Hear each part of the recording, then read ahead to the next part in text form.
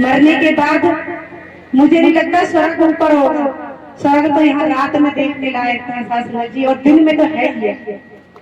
क्योंकि सास संगत जी निस्वार्थ से जहाँ प्यार मिले तो सास संगत जी वहां समझ लेना सत्य की ऊर्जा डंके की चोट पे है। क्योंकि सास संगत जी ये तन जब सत्य के साथ में नहीं जुड़ा था आज से 18 साल पहले, तो इस तन पे सास संगत जी जिंद भूत चुड़ैल खेला करते थे, पागलों की तरह घूमती थी सास संगत जी। जो भैंसों को साकर बांधते हैं ना उसमें बांध के रखते थे मुझे, लेकिन सास संगत जी उसमें भी नहीं रुक पाती थी, मैं तोड़ पाड़ के भाग जाती थी।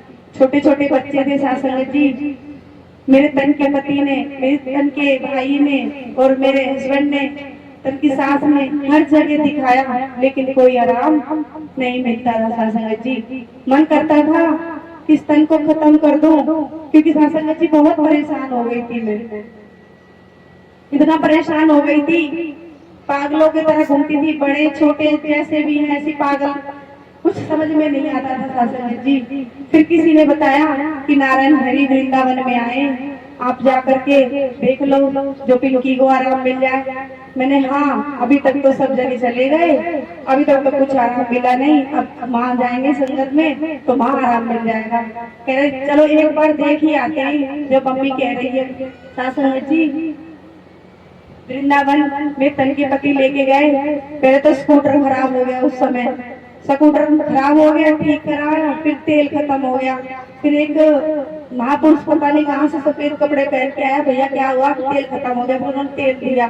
सास संगत जी 8 बजे के निकले, हम 2 बजे पहुंचे तो हरि जी बैठे हुए थे सिंहासन पे, और मैं देख के हंसने लगी।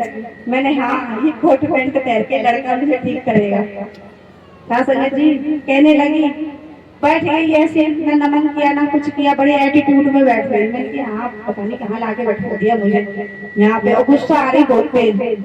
फिर मुझे नहीं पता लगा, जब हरि जी की जब दृष्टि पड़ी मेरे ऊपर तो पता नहीं क्या हुआ, मैं आंखों से रोने लगी। रोते रोते सास संगत जी मैंने 3 दिन लगातार सत्य का साथ किया, मेरे तन को होश नहीं है कि मैंने सत्य का साथ कैसे किया। उस 3 दिन में सास संगत जी वो जिंद भूत चुड़ैल जी, फिर कर्मों की मार पड़ी।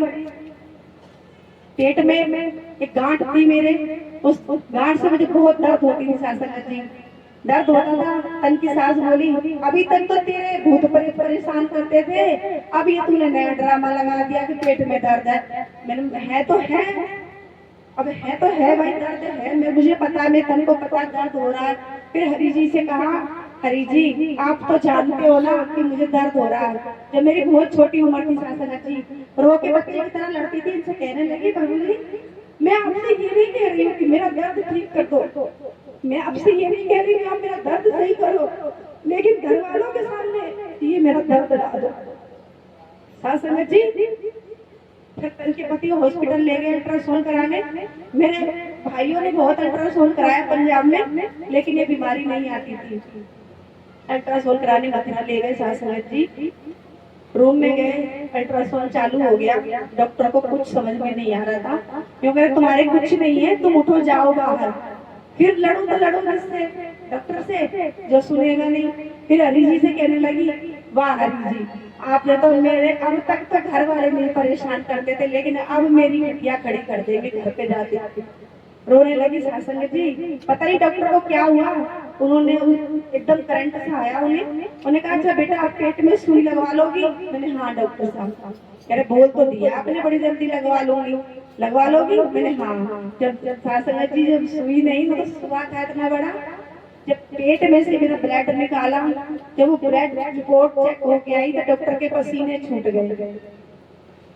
उन्होंने कहा कि आपका इतना इन्फेक्शन फैल गया है 99%, आप बची तो बची कैसे हो, आपके ऊपर किसकी मेहर है,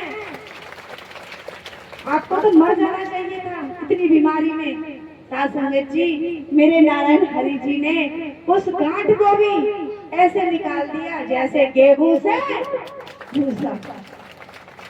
जब मुझे ऑपरेशन थिएटर में लेके गए सास संगत जी बेहोश कर दिया था मुझे, तो मैं हरि जी से कह रही हरि जी अब डॉक्टर कह रहे बेटा सुन रहे हैं? मैंने हाँ डॉक्टर साहब सुन रही हूँ। तो उन्होंने कहा पेट चीर के ऑपरेशन होगा आपका। मैं डॉक्टर जी मैंने मन में हरि जी से कह रही थी कि आत्मा की पुकार केवल नारायण हरि सुनते, दुनिया में सुनने वाला कोई नहीं है।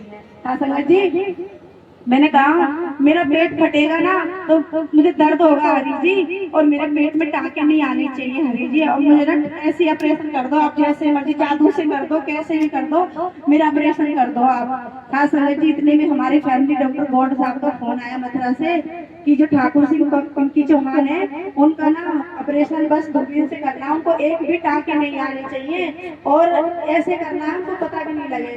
सास संगत जी डॉक्टर बोले अरे आप कौन हो, हमें आदेश दे रहे हो, आपने कॉल भिजवा दिया ऐसे ऐसे करके, कह रहे अभी बताओ मैं कौन हूँ। सास संगत जी इतनी जोर से डांट लगाई डॉक्टरों को, फिर उन्होंने बोला ठीक है। सास संगत जी मेरा ऑपरेशन हो करके जब मैं आ गई कुछ नहीं पता, यूँ करे भैया आपका कॉन्टेक्ट कहाँ पे है कि जब ऑपरेशन थिएटर में थे आपके हस्बैंड जी कॉल लेके आए, वो डॉक्टर को नाम तो बता दो हमें। सास संगत जी मैंने हंस के कह दिया अरे वो तो हमारे नारायण हरि जी थे। सास संगत जी 3 दिन के अंदर मेरा ऑपरेशन हुआ था, मथुरा में हरि जी मौजूद थे, मैं सत्य के साथ में ऐसी बैठी थी, हरि जी देख के मुस्कुराए, अरे भाई 5 किलो गिरा था, 500 ग्राम गिरा है, घबरा क्यों रहे हो, जब हरि तुम्हारे साथ था घबराना किस बात का। तो सास संगत जी हरि जी तो हमारे हर समय हर क्षण मदद करते हैं।